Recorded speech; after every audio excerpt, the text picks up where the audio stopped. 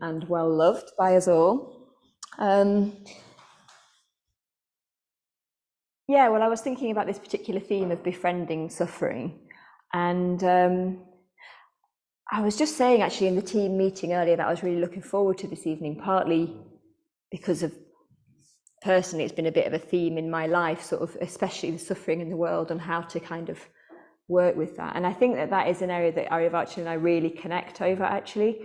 We don't necessarily talk about it very much, but I feel like there's a sort of deep understanding and connection between us around sort of meeting suffering in the world. But I also experience it very personally from Aryabhachi as a friend. So Aryabhachi is becoming a really dear friend. And, you know, I just experienced his friendship, that he's just a very sort of loving and caring friend. And that includes if I'm suffering. So Paraga and I have just had COVID, and Aryabhachi was very sort of ready to come and bring us stuff, including just like randomly giving us lots of ice cream, vegan ice cream, which was very, very, very sweet, and actually just what we needed, you know. Yeah. So I just really appreciate your friendship, Aryabhachi, but also I know that you also do that work within yourself. So you meet suffering in the world, you meet it in your friends, in others, but I know that you're also doing the deep work of turning towards befriending that suffering in yourself. So yeah, thank you.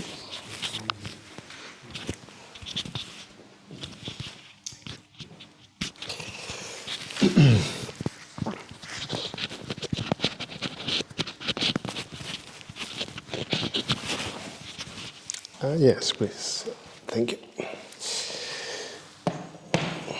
Okay.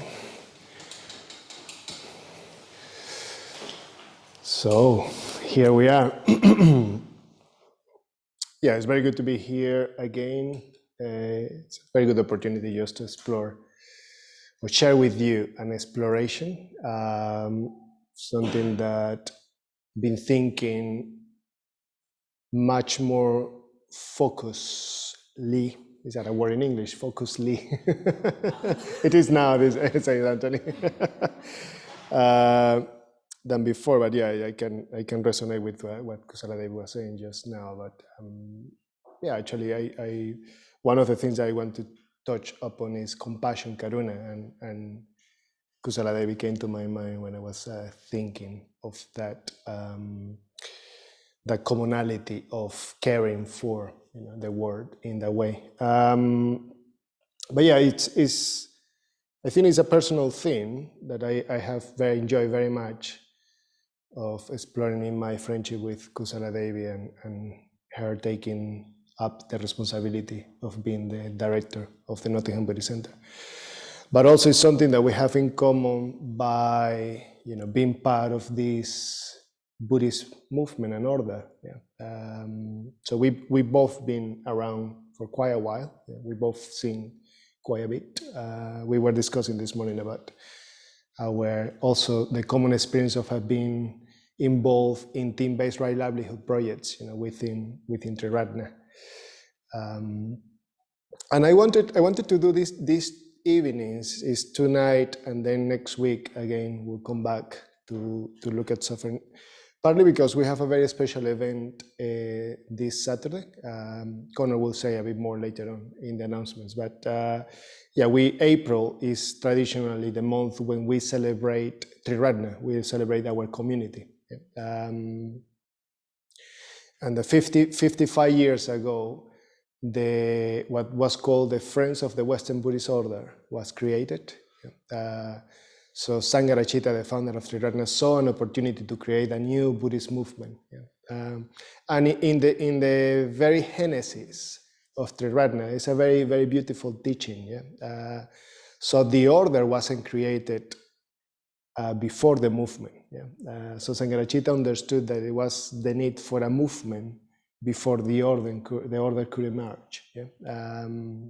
So the order was the first batch of people getting ordained in Triratna was the following year, was in 1968. Yeah. And the whole ordination myth with Tirana is something that has evolved over the years, but a very beautiful symbol that I wanted to have in the shrine tonight is that of this bodhisattva called Avalokiteshvara, that some of you might be familiar with. So it's a very, I really like Avalokiteshvara because it's a very fluid, in a way, myth. Yeah, it's neither really female or male. It depends on the culture that you encounter this myth. It takes a particular shape. So in India, in ancient India, it was a male bodhisattva, sorry. And this particular shape that we have here is that of the 1,000 arms, 11 heads. But in China, for example, is a female figure called Kuan Yin. Yeah? But it's the same myth in a way. But this figure, this specific representation of Avalokiteshvara is, in a way, is what we aspire. Yeah? Kusala Devi and me and many other people chanting online tonight, all the members in Nottingham and around the world, it's a common aspiration, yeah, that we are partaking of something that is much bigger than us. So the common understanding is that we, each individual order member, is an arm of Avalokiteshvara, yeah? And each arm or each hand is holding a particular instrument. Yeah? It's a different instrument in each of the hands. Yeah? And that is a very evocative image of, each of us has something very particular, specific, and special to offer to the world. So part of that myth is discovering what is that we have to offer to the world. Yeah? So I hope I can evoke a bit of that, in these 2 evenings, a bit of that, maybe the curiosity in you, of what is that you have to offer to the world. Yeah? In a way, we receiving Buddhist names, in a way that can be understood as a gateway to that gift that we have to offer, yeah, to the world. But it is by no means is exhaustive, of all the things that we can offer. Yeah. Okay, so I just want to come back to the theme of the evening, which is befriending suffering, yeah. Which is an unfolding process. Yeah? So it's not something that you do once and that's it. Yeah? It's something that is constantly, it's a practice in itself. Yeah? And it might be evocative, as Kusala Devi said earlier on, but also it might be a bit counterintuitive. Yeah? That's not what we tend to do around suffering. Yeah? It's not that we feel very keen on befriending suffering or the sources of suffering in our lives. Yeah? But I just wanted to share with you a story of my early involvement with Triratna, because I came to the Merida Buddhist Center when I was very young. I was 19 years old. And I was very keen on getting involved, and I learned them the 2 basic meditations, and I was meditating a lot and, getting very absorbed. I really like the leap into absorption that Kusala Devi was mentioning at the beginning. But that I had a bit of a honeymoon with the practice. And then after a few months, it stopped taking me to that place. Yeah? So it became a bit more difficult. And the difficulty was basically, I was becoming more aware of suffering, dukkha, yeah, in my experience. And that was a source of conflict for me, of do I really want to do this or not? Yeah. So it was a bit on and off for me for a few years of coming to the Buddhist Center, the Merida Buddhist Center, getting very involved for a period of time and then going away. Yeah. Until at some point I decided, no, I want to commit to this and I want to join that was the first community that I joined. Yeah. I've been living in communities for 20 years now, and that was the first community that I joined. But I had another moment in living in community where, you know, I was feeling a bit proud of my knowledge of Triratna, I suppose. Yeah, I thought maybe, you know, knowledge of Buddhism, yeah, in general. I really like a phrase that Ratnagosha uses, our president. He uses this phrase of living in community is an opportunity, not an achievement. Yeah. And I think I was a bit full of myself, thinking that I have achieved something.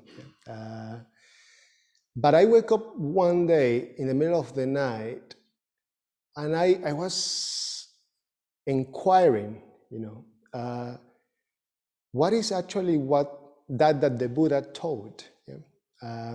So I knew a lot of stuff, you know, a lot of borrowing wisdom from other people and opinions. But I actually, yeah, I knew that the Buddha said something about the Four Noble Truths, you know, something about that. But what is actually that he's talking about when he refers to the Four Noble Truths? Yeah? And that was a bit of a discovery for me, you know, that I've been practicing for a few years. Probably it's been, you know, 4 years since my first encounter with meditation at the center, 4 or 5 years. And I never have read properly what the Buddha say about the noble truth, the first noble truth to begin with, yeah? Let alone the other 3. Yeah? So I want to invite you to revisit this with me tonight. Yeah? And from there, I'm just going to share with you some reflections, and then we'll go into groups tonight. Yeah? So the Buddha actually said, according to the records, you know, now this, monks, is a noble truth of dukkha. Yeah? Dukkha being the word that we translate as suffering. Yeah? Birth is dukkha. Aging is dukkha. Death is dukkha. Sorrow, lamentation, pain, grief, and despair are dukkha. Association with the unbeloved is dukkha. Separation from the loved is dukkha. Not getting what is wanted is dukkha. In short, the 5 clinging aggregates are dukkha. I might say something about the 5 clinging aggregates a bit later on, if we have time, but I want to focus more on the first items in the list. So you probably have come across a popular opinion about Buddhism. You know, that Buddhism can be quite pessimist. Yeah? When you read this, you might think, oh yes, that's those Buddhists. Yeah, just take a lot of delight in suffering. Yeah. But dukkha is a word that can be translated as suffering and can be translated as unsatisfactoriness, yeah, as you know. I like another translation that I have here, where it's translated as stress. Yeah, so it's very good. But dukkha, when we talk about dukkha, we're talking about conditioned reality. Yeah? I have a very strong belief that everybody who comes to the center, you know, in that initial contact, you know, that coming to one of our introductory courses or one of our drop-in classes, whoever makes it to the door of the center, or nowadays, you know, to our online content, you have had a glimpse of reality, something. And that glimpse of reality might be a very vivid experience of dukkha in your lives, yeah? Which has brought you to encounter the Dharma. Yeah? Bhante usually, Sangharachita, when I say Bhante, I mean Sangharachita, usually refers to the as vision, an experience of vision. Yeah? And that experience can be very transformative. Yeah? That's the other side of the experience of vision, that it can lead to transformation. Yeah? Not all suffering, though, leads to transformation. Yeah? Not all the suffering that brings us to encounter the Dharma might take us all the way to a full transformation. Yeah? So that's very interesting as well to look into. Okay? So in the groups, maybe it would be interesting to recall what was that brought you to your first encounter with meditation or with the Dharma. Yeah? What was that interest or that difficulty, that problem? Yeah?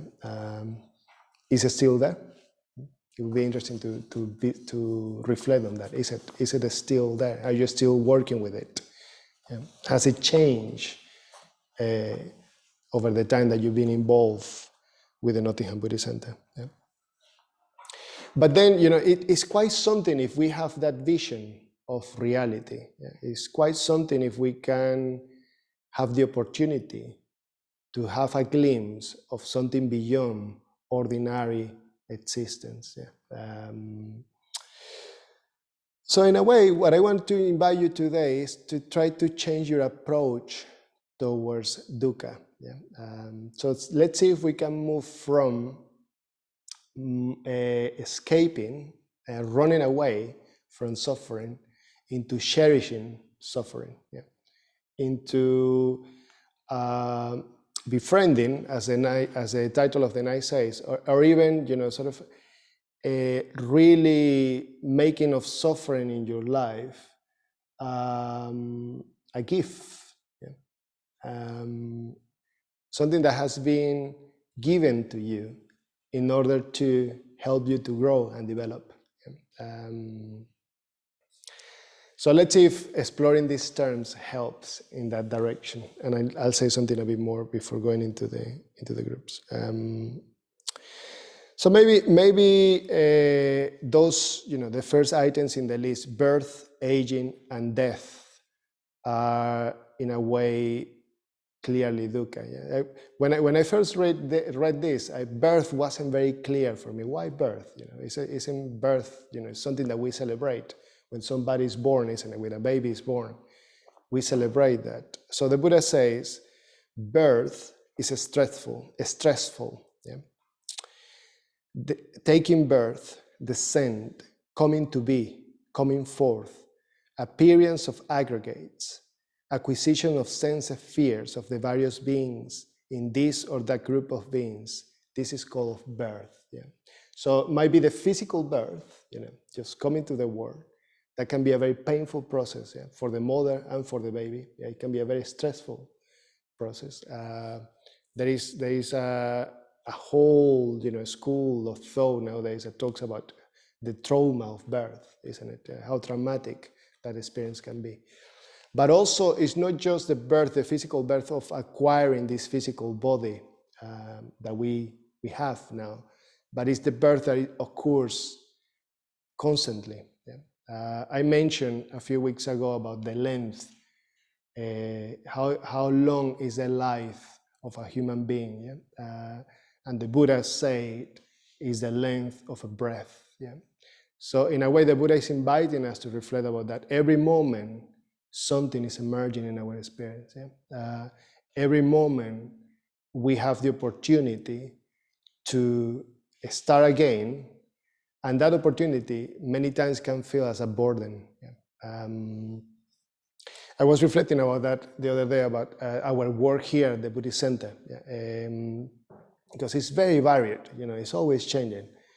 We are always trying to respond, as Kusala Devi said, respond to the ever-changing conditions. The last 2 years, especially, in the midst of the pandemic, we have been challenged in so many ways, yeah? And it's so wonderful to see, so many people have engaged in so many ways to make possible that we are able, as Kusala Devi said, to keep offering the Dharma. Yeah? But it has been a challenge. It has been difficult. It hasn't been easy. Yeah? And sometimes that's tiring. Suffering in that way, trying to respond to suffering in that way is tiring. Yeah. It's quite taxing. Yeah. But I was reflecting about that the other day, and sometimes I would like a sort of a more normal lifestyle. So that's one of my fantasies sometimes, 9 to 5, and just going back to a place where I'm living on my own and just watching TV until I go to bed. Something a bit more like that.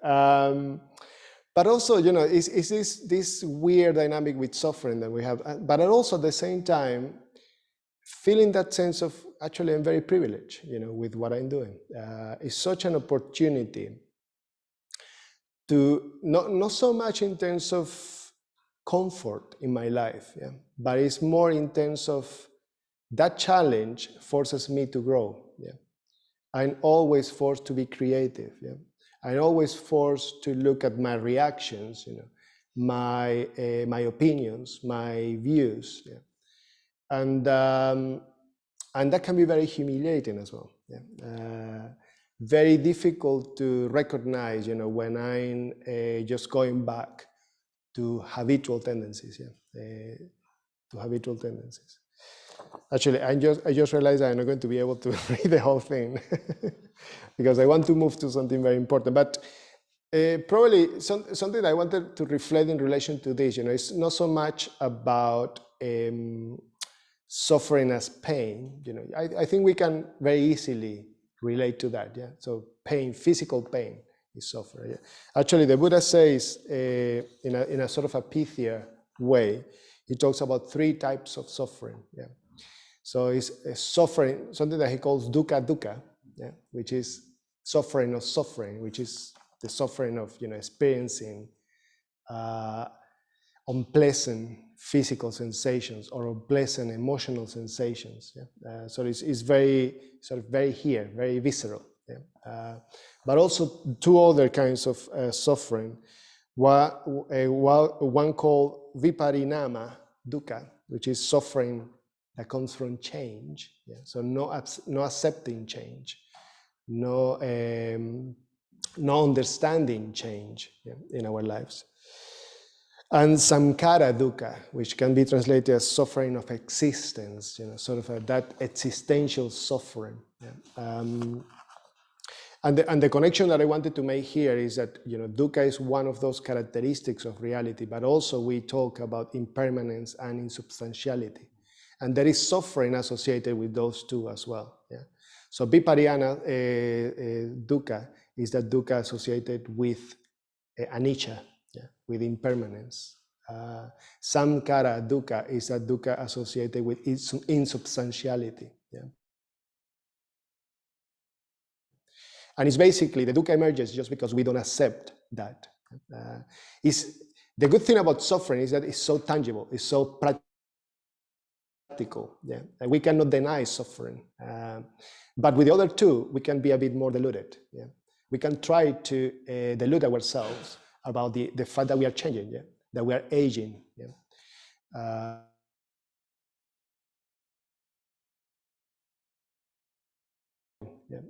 We can delude ourselves about we're going to die at some point. It can be, obviously, I don't think anybody, online or here in the room, will deny the fact that we are going to die. Yeah?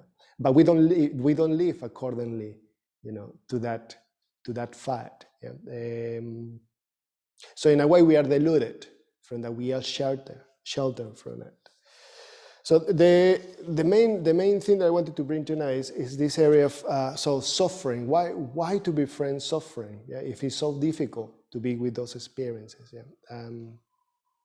So suffering might be a gift in the sense that it's an opportunity to move away from those self-referential tendencies. Yeah. So those habitual tendencies. Yeah. And something that we do with suffering is that we can create a bit of a personality, an identity around our sufferings. Yeah? So understanding suffering as a gift is one thing, and getting attached to our suffering is another. Yeah? So we can create a whole life around suffering, a way of presenting ourselves to the world around our suffering. Yeah? It might be childhood trauma. Yeah. It might be a medical condition. Yeah. It might be failure. So it might be that there is something in your life that is prevalent, as a source of suffering. Yeah. I wanted to give you an example, actually, of something very, very. I really like stories. I'm going to tell you a story in a moment from the time of the Buddha. But I recently went to see a film. I was telling my friends in the community the other night. I went to see a film without, checking too much information beforehand. We can get addicted to opinions as well, borrowing opinions, as I say. And something that sometimes I do, is a bit of a confession, is that before I go to see a film, sometimes I just want to see the reviews. I watch a lot of videos in YouTube about, somebody commenting on a particular film, and sometimes that I spend more time watching those than watching the actual film. Yeah.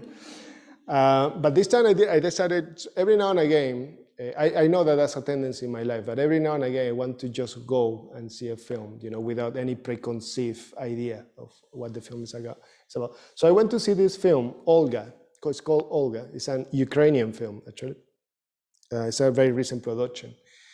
And partly because it was all UK cinemas were donating the proceedings to the Ukraine. And it was a very beautiful story of this young athlete.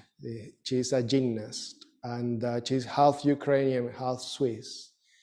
And she goes and competes in the European, high competition, high-level competition, representing Switzerland. And there is the story is basically, without spoiling it too much, it's about loneliness. So it's this young woman, this young Ukrainian athlete who is in Switzerland. Never in her life before has lived in Switzerland. She had never met the family of her father, who is a Swiss in the combination. And her mother is back in Ukraine.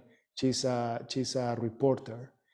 And back at home, there is a lot of unrest. There's a lot of change, social change. And she's quite divided in between her passion of doing what she wants to do, and the love and the care that she feels for Ukraine and her mother. And I felt quite identified, with that story, very much so. But there was a moment in the film, she gets injured, and the Swiss team is recommending her just to wait, to be patient and wait and recover in order to go to the Olympic Games, the Olympics. And she doesn't quite know, she can't quite speak the language. The team where she is in that area of Switzerland, where she is, they speak French. Yet she cannot quite communicate in French, and it's something really consuming her inside. And there is a sequence, a very painful sequence, to see. And I don't know if it's based on a real story, where she has an injury, a very bad injury in one of her feet, and she just go and train very hard, and every movement that she does is very painful. But she keeps doing it, and I felt so much empathy, to that character at that moment. That how a relationship with suffering can be like that. That we want to experience suffering because there is something that we cannot quite articulate. We cannot quite communicate. So I think that's, in a way, that's the third kind of suffering that I was referring to, Sankara Dukkha. So that craving that the Buddha talks about, wanting a life, wanting a body, can be craving for a life, or can be craving for not having a life. So we can undermine our best self, our potential sometimes, The story has a bit of a happy ending, but I'm not going to spoil it for you. But I recommend it, if you want to watch it, especially because, watching this kind of stories give you a sense of the other, otherness. So it's easy to be indifferent, to that we don't know, that we don't understand. Yeah. So I just want to leave you with something, which is this whole area of compassion. Yeah. I like this word compassion. Compassion comes from the Latin compati, that literally means to suffer with. Yeah. So to suffer with. So if we befriend suffering, we can become better friends. So we can, if we understand our suffering, that becomes a gate to contact other human beings more fully. So if we are serious about alleviating suffering in the world, we can start at home, understanding more deeply our human condition and understanding more deeply, our limitations, without being self-referential, without the navel gazing. And that's a challenge, I think, around suffering. Yeah, suffering is more demanding for us than metta is. So we can, I think, easily think that we are engaged in loving kindness, because that feels good. Yeah? That feels nice. So we can easily feel very loving sometimes, towards others. But being in contact with the suffering of others, being in contact with our own suffering. Yeah? Sometimes we really don't want to look at our suffering. Yeah? I like the line in the poem that I'm just going to try to paraphrase it. About this young boy in India, oiling the body of this old man, and the line says something like smiling, not to think, because thinking will lead to madness. Yeah? I can relate to that very strongly. In Venezuela, for example, in my country, the way people deal with crisis and suffering is by humor, by jokes. So we do that. We try not to think, because thinking can be too much. It can take us to a very dark place. But what the Buddha is saying is that there is when metta, real metta, enters into contact with suffering, what emerges is karuna. Yeah? It's compassion. Yeah?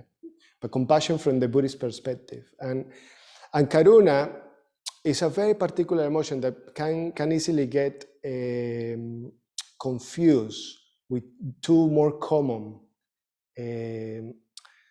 ways of relating to others. Yeah? So the near enemy and the far enemy of karuna, I'm going to say those before I go a bit more deeply with karuna. The near enemy of karuna is sentimental pity. Yeah? So we sometimes feel very strongly. Yeah?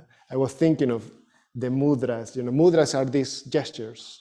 That you see many, if not all of the Buddhists and Bodhisattvas, Buddhas and Bodhisattvas figures or representations, they have a gesture. They're doing something with their hands.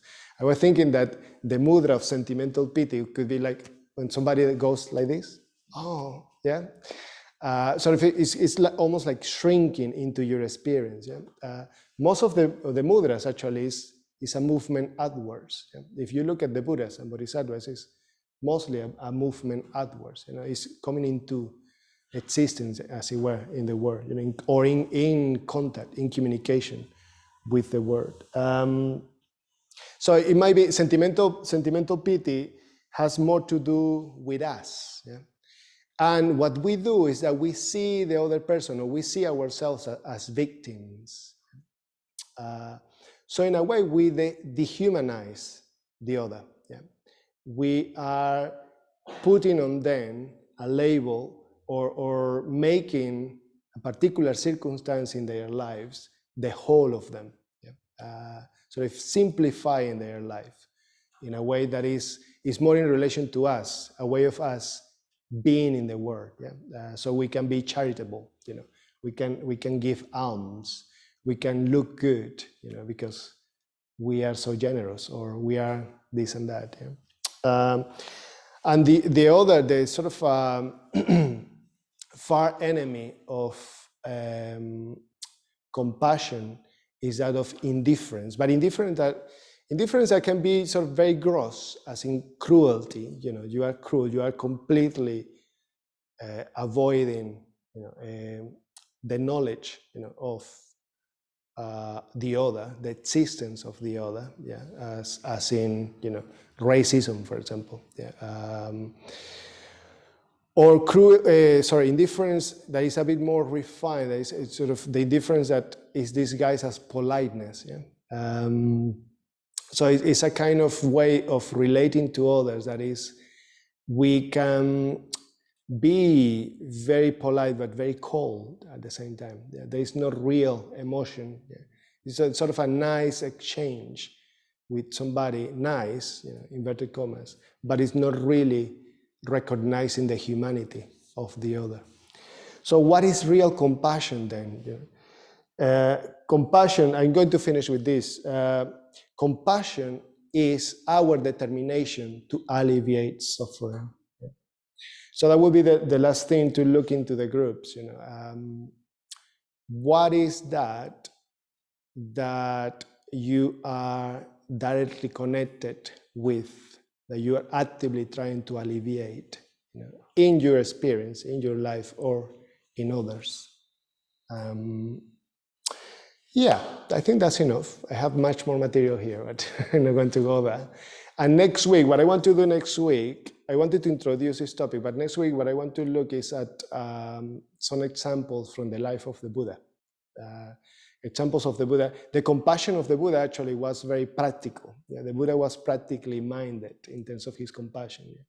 He was addressing others' beings suffering in very practical ways. Yeah. So I want to see next week some examples from the life of the Buddha responding to somebody else's suffering, and suffering as well in the life of the Buddha, you know, himself suffering. So that's it.